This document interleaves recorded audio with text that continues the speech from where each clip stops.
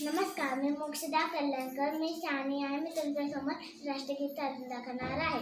जन गण मन अधिनायक जय हे भारत भाग्य विधाता. पंजाब सिंध गुजरात मराठा द्राविड हिमाचल यमुना गंगा उच्चल